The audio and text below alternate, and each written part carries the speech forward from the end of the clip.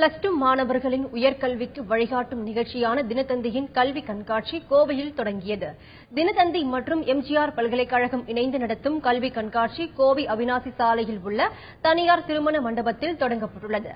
2 தினங்கள் நடைபெறவுள்ள இந்த கண்காட்சியில் பிரபல பல்கலைக்கழகங்கள், தனியார் கல்லூரி நிறுவனங்கள் சார்பில் 50க்கும் மேற்பட்ட அரங்குகள் அமைக்கப்பட்டுள்ளன.